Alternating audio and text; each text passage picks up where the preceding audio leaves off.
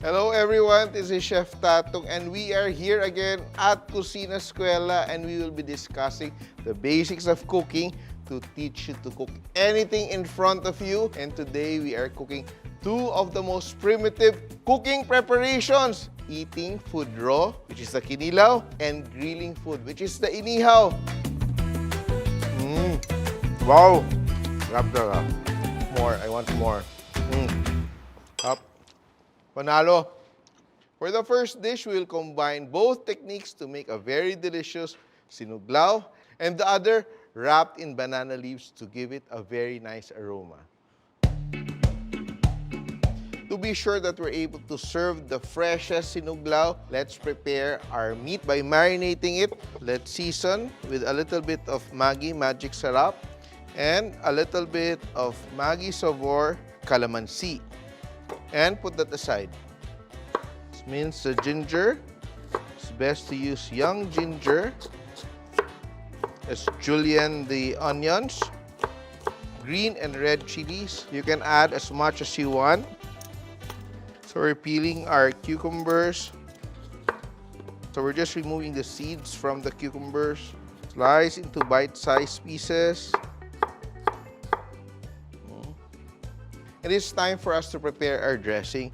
And it's very simple if you come to think of it.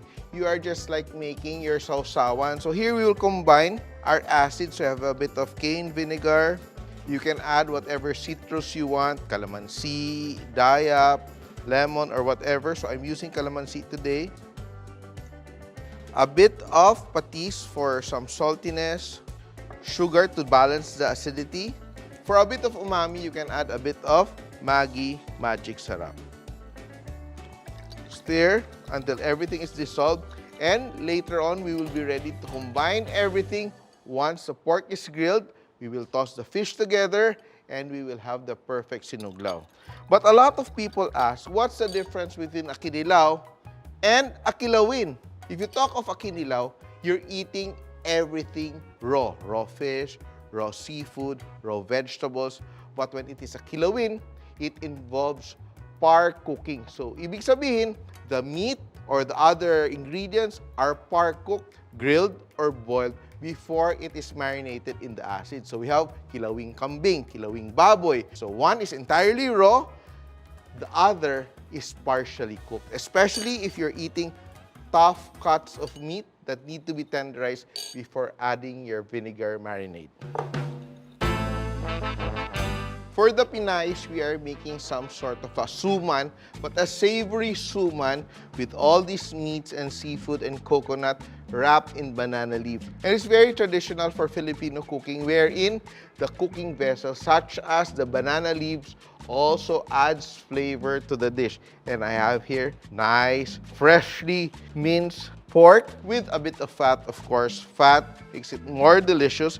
And I will combine my shrimp, chopped up as well, minced onions, a bit of chilies, minced or grated ginger, and shredded coconut.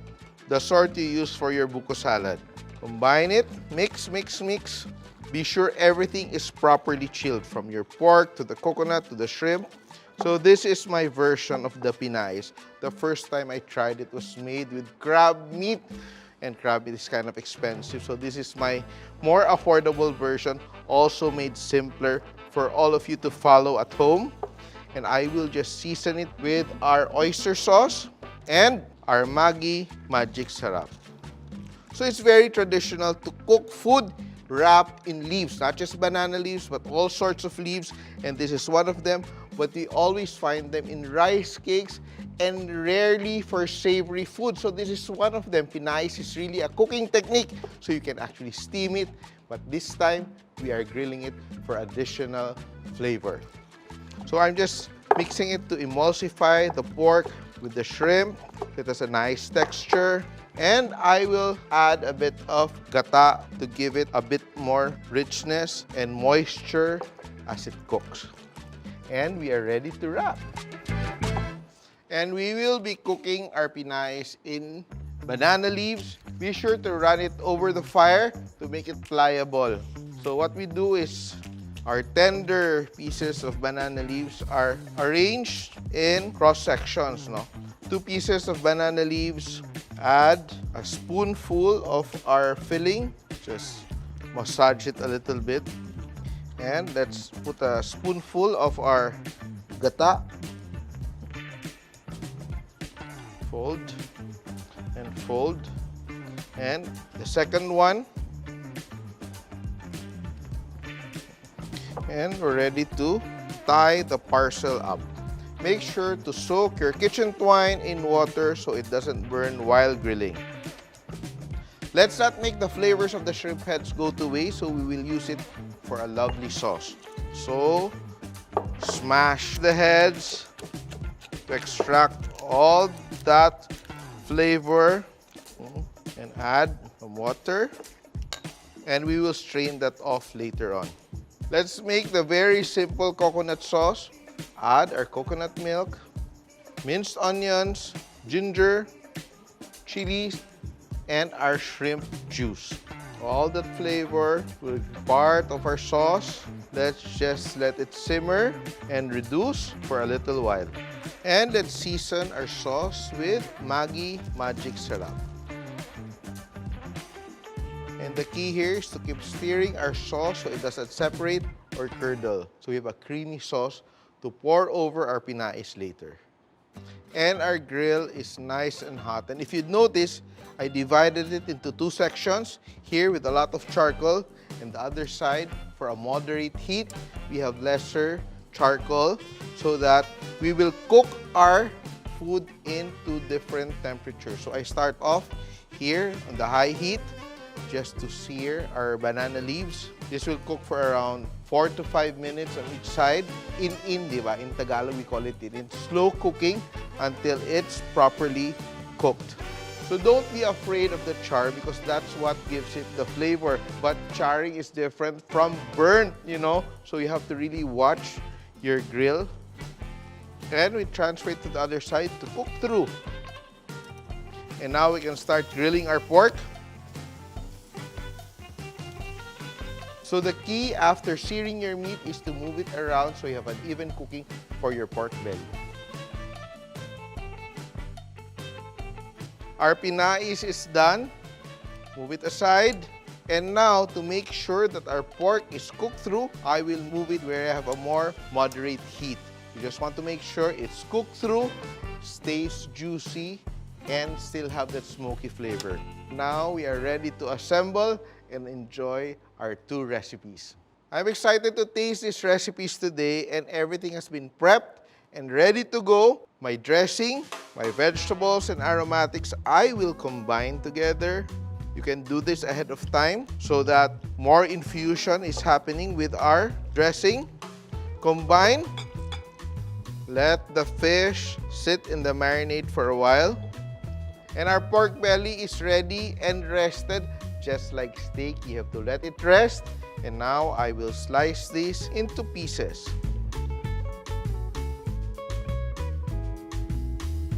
This is so delicious. Growing up, we used to have kinilaw for breakfast. It was a normal thing. People would have fresh catch, make kinilaw, and serve it as breakfast. Top it with our grilled pork, leeks. Add extra chilies for those who want it spicy. Keep it whole so you don't make the whole thing too spicy. And calamansi. And there you have it. Our pinay smells so good and we are ready to plate. Gusto ko nang kumain. Very familiar flavors pero leveled up yung sarap. Look at that. And our sauce. And it's time for me to taste. Combination of the pork and the raw fish.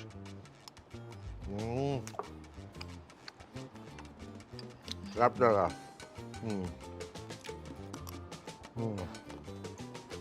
This is perfect as an appetizer or pika-pika with drinks.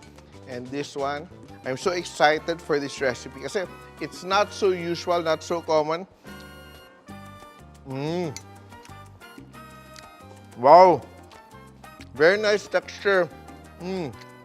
Perfectly balanced. The brightness of the ginger, the kick of the chili, the shrimp, the pork, the sweetness of the coconut. It's so perfect.